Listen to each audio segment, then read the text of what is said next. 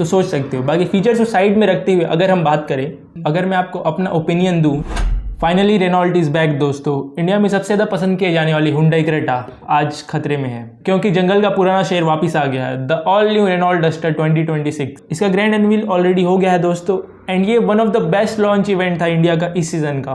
पर गाड़ी देखने के बाद सबके दिमाग में एक ही सवाल है, क्या 20 लाख क्रेटा पे खर्च करना वाकई बेवकूफ़ी है? क्या हमें रेनॉल्ट डस्टर का वेट करना चाहिए? तो चलो देखते हैं पावर, फीचर और टफनेस में सबसे बेस्ट कौन है। तो चलिए आज की इस बैटल को कंटिन्यू करते हैं। पॉइंट 1, सबसे पहले बात आती है लुक्स की। देखो भाई, यहाँ मामला साफ है। अगर आप कॉर्पोरेट लुक चाहते हो, सिटी में क्लासी दिखना चाहते हो, तो क्रेटा फेसलिफ्ट अभी भी बहुत ही मॉडर्न लुक देती है। उसकी कनेक्टेड लाइट्स फ्यूचरिस्टिक फील देते हैं। लेकिन अगर आपको सड़क पर भौकाल चाहिए तो डस्टर आगे निकल गई है। इसकी नई वाई शेप LED लाइट्स, वो ऊंचा उठा हुआ बोनट और चौड़े फेंडर्स, ये प्रॉपर SUV और बेहद ही रगिड लुक देते हैं। क्रेटा इसके सामने थोड़ी सॉफ्ट या क्रॉसओवर सी लगती है। ओवरऑल अगर मैं रोड प्रेजेंस की बात करूँ तो डस्टर दिखने में काफ़ी बेहतर और मस्कुलर सी दिखती है। So point goes to Duster. लेकिन रुको, डस्टर के फैंस अभी खुश मत होना, क्योंकि हम अब क्रेटा के इलाके में घुस चुके हैं। फीचर्स और इंटीरियर। हुंडई को फीचर्स का किंग कहा जाता है और क्रेटा फेसलिफ्ट ने ये बखूबी से निभाया और वाकई ये प्रूफ करके दिखाया है। इसकी जुड़ी हुई 2 बड़ी स्क्रीन, वो प्रीमियम डैशबोर्ड का फील, बोस के स्पीकर्स, वेंटिलेटेड सीट्स, क्रेटा अंदर से एक बेहद ही लग्जरी कार लगती है।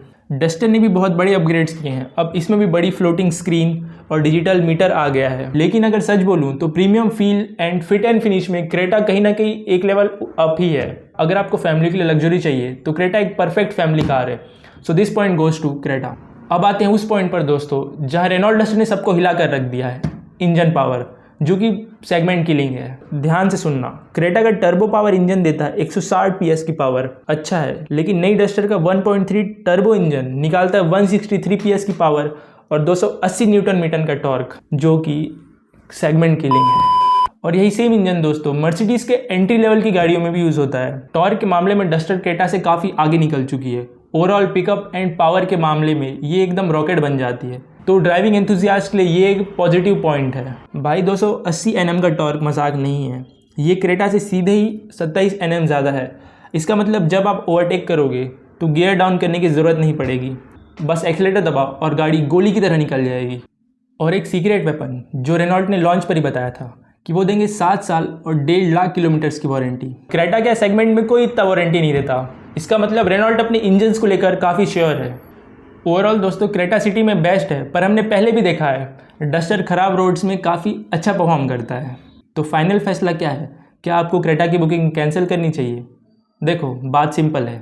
अगर आपको डीजल इंजन चाहिए और फैमिली के लिए एक प्रीमियम फीचर्स वाली गाड़ी चाहिए और आपको रीसेल वैल्यू भी अच्छी चाहिए, तो आंख बंद करके चुपचाप क्रेटा उठा लो। लेकिन अगर आपको पेट्रोल में सबसे पावरफुल SUV चाहिए, लुक्स मस्कुलर चाहिए और आप 7 साल की वारंटी का सुकून चाहते हो, तो भाई डस्टर का वेट करना बनता है।